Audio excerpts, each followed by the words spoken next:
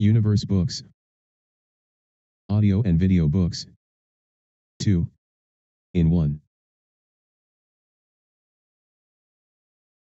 This is an audio-visual project derived from the original classic book. Produced by Universe Books channel, all rights reserved.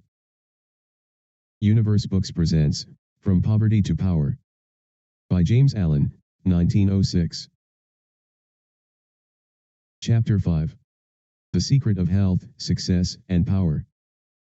We all remember with what intense delight, as children, we listened to the never-tiring fairy tale. How eagerly we followed the fluctuating fortunes of the good boy or girl, ever protected, in the hour of crisis, from the evil machinations of the scheming witch, the cruel giant, or the wicked king.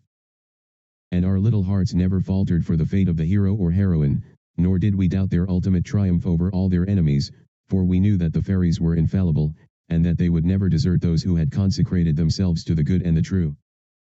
And what unspeakable joy pulsated within us when the fairy queen, bringing all her magic to bear at the critical moment, scattered all the darkness and trouble, and granted them the complete satisfaction of all their hopes, and they were happy ever after.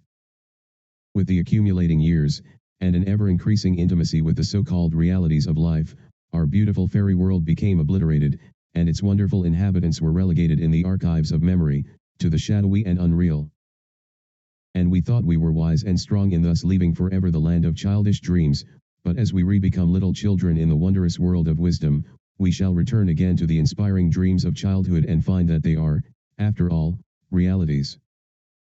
The fairy folk, so small, and nearly always invisible, yet possessed of an all-conquering and magical power, who bestow upon the good, health, wealth, and happiness, along with all the gifts of nature in lavish profusion, start again into reality and become immortalized in the soul realm of him who, by growth in wisdom, has entered into a knowledge of the power of thought, and the laws which govern the inner world of being. To him the fairies live again as thought people, thought messengers, thought powers working in harmony with the overruling good. And they who, day by day, endeavor to harmonize their hearts with the heart of the supreme good, do in reality acquire true health, wealth, and happiness. There is no protection to compare with goodness, and by goodness I do not mean a mere outward conformity to the rules of morality, I mean pure thought, noble aspiration, unselfish love, and freedom from vainglory. To dwell continually in good thoughts, is to throw around oneself a psychic atmosphere of sweetness and power which leaves its impress upon all who come in contact with it. As the rising sun puts to rout the helpless shadows, so are all the impotent forces of evil put to flight by the searching rays of positive thought which shine forth from a heart made strong in purity and faith. Where there is sterling faith and uncompromising purity there is health, there is success, there is power. In such a one, disease, failure and disaster can find no lodgment, for there is nothing on which they can feed. Even physical conditions are largely determined by mental states, and to this truth the scientific world is rapidly being drawn. The old materialistic belief that a man is what his body makes him, is rapidly passing away, and is being replaced by the inspiring belief that man is superior to his body, and that his body is what he makes it by the power of thought. Men everywhere are ceasing to believe that a man is despairing because he is dyspeptic, and are coming to understand that he is dyspeptic because he is despairing, and in the near future, the fact that all disease has its origin in the mind will become common knowledge. There is no evil in the universe but has its root and origin in the mind, and sin, sickness, sorrow, and affliction, do not, in reality, belong to the universal order, are not inherent in the nature of things, but are the direct outcome of our ignorance of the right relations of things. According to tradition, there once lived in India, a school of philosophers who led a life of such absolute purity and simplicity that they commonly reached the age of 150 years, and to fall sick was looked upon by them as an unpardonable disgrace, for it was considered to indicate a violation of law. The sooner we realize and acknowledge that sickness, far from being the arbitrary visitation of an offended God, or the test of an unwise providence, is the result of our own error or sin, the sooner shall we enter upon the highway of health. Disease comes to those who attract it, to those whose minds and bodies are receptive to it, and flees from those whose strong, pure, and positive thought sphere generates healing and life-giving currents. If you are given to anger, worry, jealousy, greed, or any other inharmonious state of mind, and expect perfect physical health, you are expecting the impossible, for you are continually sowing the seeds of disease in your mind. Such conditions of mind are carefully shunned by the wise man, for he knows them to be far more dangerous than a bad drain or an infected house. If you would be free from all physical aches and pains, and would enjoy perfect physical harmony, then put your mind in order, and harmonize your thoughts. Think joyful thoughts, think loving thoughts, let the elixir of goodwill course through your veins, and you will need no other medicine. Put away your jealousies, your suspicions, your worries, your hatreds, your selfish indulgences, and you will put away your dyspepsia, your biliousness, your nervousness, and aching joints. If you will persist in clinging to these debilitating and demoralizing habits of mind, then do not complain when your body is laid low with sickness. The following story illustrates the close relation that exists between habits of mind and bodily conditions. A certain man was afflicted with a painful disease, and he tried one physician after another, but all to no purpose. He then visited towns which were famous for their curative waters, and after having bathed in them all, his disease was more painful than ever. One night he dreamed that a presence came to him and said, "Brother, hast thou tried all the means of cure?" And he replied, "I have tried all." "Nay," said the presence, "come with me, and I will show thee a healing bath which has escaped thy notice." The afflicted man followed, and the presence led him to a clear pool of water, and said, "Plunge thyself in this water and thou shalt surely recover," and thereupon vanished. The man plunged into the water, and on coming out, his disease had left him, and at the same moment he saw written above the pool, the word, "Renounce." Upon waking, the full meaning of his dream flashed across his mind, and looking within he discovered that he had, all along, been a victim to a sinful indulgence, and he vowed that he would renounce it forever. He carried out his vow, and from that day his affliction began to leave him, and in a short time he was completely restored to health. Many people complain that they have broken down through overwork.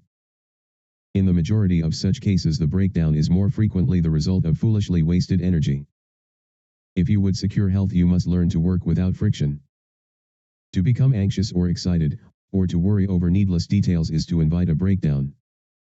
Work, whether of brain or body, is beneficial and health-giving, and the man who can work with a steady and calm persistency, freed from all anxiety and worry, and with his mind utterly oblivious to all but the work he has in hand, will not only accomplish far more than the man who is always hurried and anxious, but he will retain his health, a boon which the other quickly forfeits.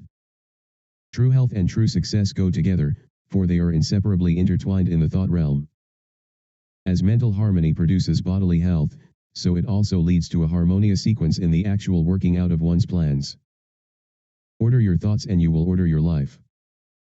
Pour the oil of tranquility upon the turbulent waters of the passions and prejudices, and the tempests of misfortune, howsoever they may threaten, will be powerless to wreck the bark of your soul, as it threads its way across the ocean of life. And if that bark be piloted by a cheerful and never-failing faith, its course will be doubly sure, and many perils will pass it by which would otherwise attack it. By the power of faith every enduring work is accomplished.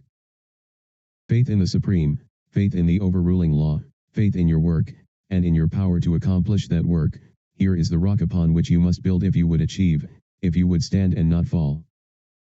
To follow, under all circumstances, the highest promptings within you, to be always true to the divine self, to rely upon the inward light, the inward voice, and to pursue your purpose with a fearless and restful heart, believing that the future will yield unto you the meed of every thought and effort, knowing that the laws of the universe can never fail, and that your own will come back to you with mathematical exactitude. This is faith and the living of faith. By the power of such a faith the dark waters of uncertainty are divided, every mountain of difficulty crumbles away, and the believing soul passes on unharmed. Strive, O reader, to acquire, above everything, the priceless possession of this dauntless faith, for it is the talisman of happiness, of success, of peace, of power, of all that makes life great and superior to suffering.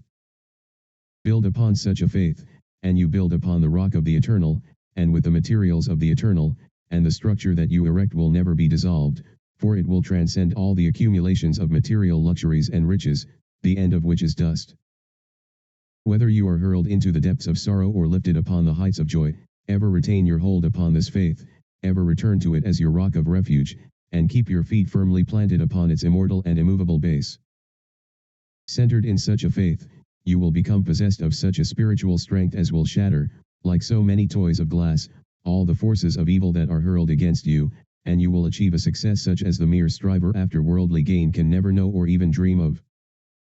If ye have faith, and doubt not, ye shall not only do this, but if ye shall say unto this mountain, Be thou removed and be thou cast into the sea, it shall be done. There are those today, men and women tabernacled in flesh and blood, who have realized this faith, who live in it and by it day by day, and who, having put it to the uttermost test, have entered into the possession of its glory and peace. Such have sent out the word of command, and the mountains of sorrow and disappointment, of mental weariness and physical pain have passed from them, and have been cast into the sea of oblivion. If you will become possessed of this faith, you will not need to trouble about your success or failure, and success will come. You will not need to become anxious about results, but will work joyfully and peacefully, knowing that right thoughts and right efforts will inevitably bring about right results. I know a lady who has entered into many blissful satisfactions, and recently a friend remarked to her, "Oh, how fortunate you are. You only have to wish for a thing, and it comes to you." And it did, indeed, appear so on the surface, but in reality all the blessedness that has entered into this woman's life is the direct outcome of the inward state of blessedness which she has, throughout life, been cultivating and training toward perfection. Mere wishing brings nothing but disappointment, it is living that tells. The foolish wish and grumble, the wise work and wait. And this woman had worked without and within, but especially within upon heart and soul, and with the invisible hands of the Spirit she had built up, with the precious stones of faith, hope, joy, devotion, and love, a fair temple of light, whose glorifying radiance was ever round about her. It beamed in her eye, it shone through her countenance, it vibrated in her voice, and all who came into her presence felt its captivating spell. And as with her, so with you. Your success, your failure, your influence, your whole life you carry about with you, for your dominant trends of thought are the determining factors in your destiny. Send forth loving, stainless, and happy thoughts, and blessings will fall into your hands, and your table will be spread with the cloth of peace. Send forth hateful, impure, and unhappy thoughts, and curses will rain down upon you, and fear and unrest will wait upon your pillow. You are the unconditional maker of your fate, be that fate what it may. Every moment you are sending forth from you the influences which will make or mar your life. Let your heart grow large and loving and unselfish, and great and lasting will be your influence and success, even though you make little money. Confine it within the narrow limits of self-interest, and even though you become a millionaire, your influence and success, at the final reckoning, will be found to be utterly insignificant. Cultivate, then, this pure and unselfish spirit, and combine with purity and faith, singleness of purpose, and you are evolving from within the elements, not only of abounding health and enduring success, but of greatness and power. If your present position is distasteful to you, and your heart is not in your work, nevertheless perform your duties with scrupulous diligence, and whilst resting your mind in the idea that the better position and greater opportunities are waiting for you. Ever keep an active mental outlook for budding possibilities, so that when the critical moment arrives, and the new channel presents itself, you will step into it with your mind fully prepared for the undertaking, and with that intelligence and foresight which is born of mental discipline. Whatever your task may be, concentrate your whole mind upon it, throw into it all the energy of which you are capable.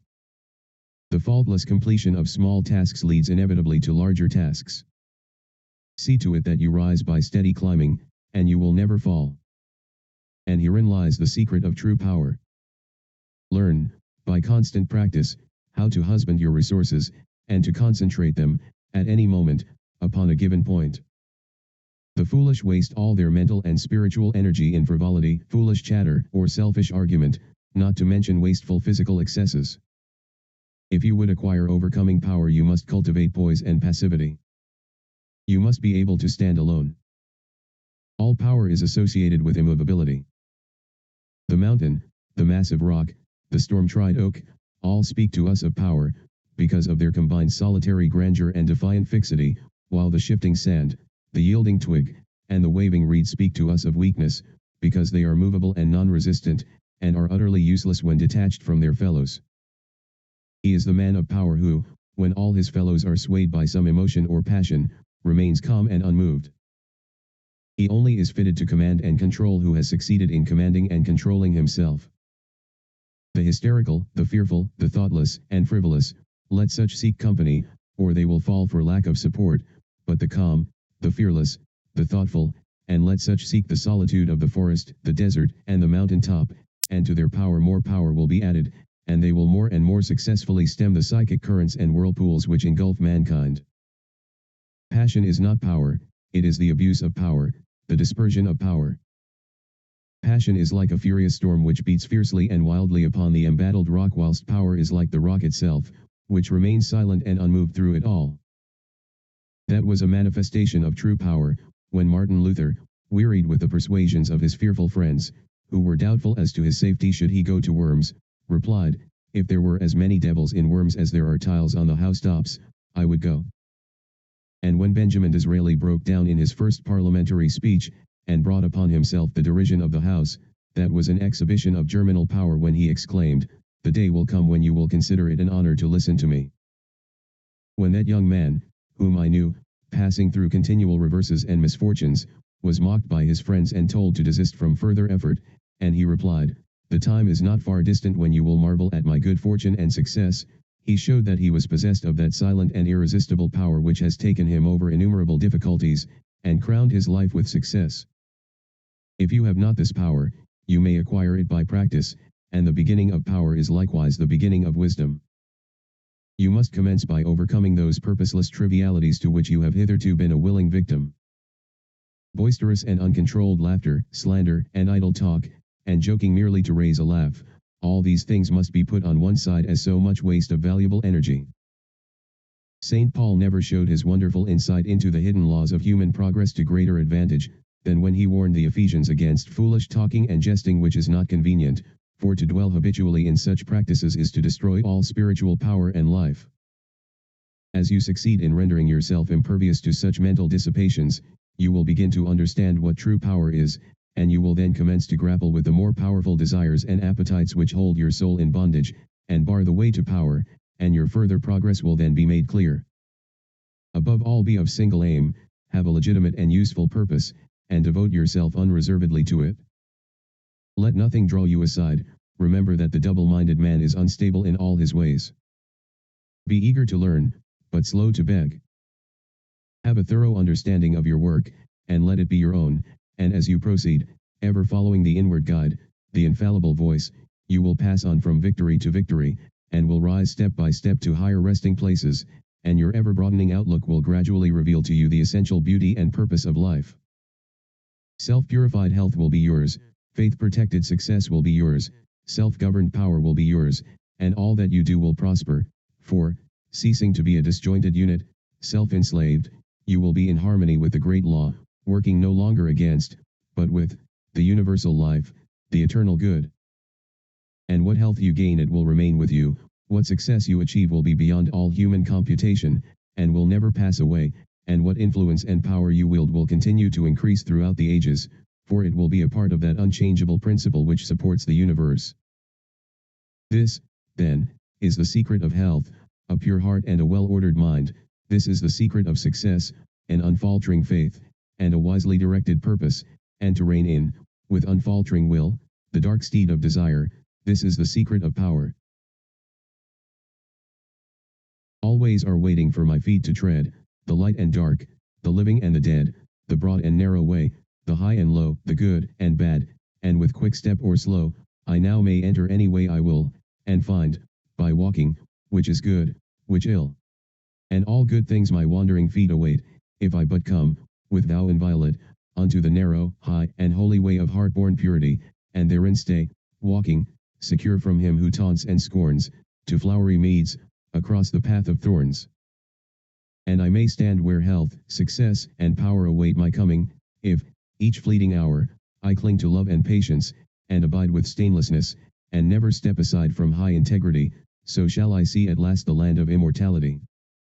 And I may seek and find, I may achieve, I may not claim, but, losing, may retrieve. The law bends not for me, but I must bend unto the law, if I would reach the end of my afflictions, if I would restore my soul to light and life, and weep no more. Not mine the arrogant and selfish claim to all good things, be mine the lowly aim to seek and find, to know and comprehend, and wisdom-ward all holy footsteps went. Nothing is mine to claim or to command, but all is mine to know and understand. Well, here we finished this chapter and this part of this book. Continue to listen in next video. You can find the link to the playlist with all videos of this audiobook in the description of this video, or directly in the playlists page of this channel. If you enjoyed this work, we thank you if you comment, subscribe, and like this video. Be always welcome. Production, Universe Books.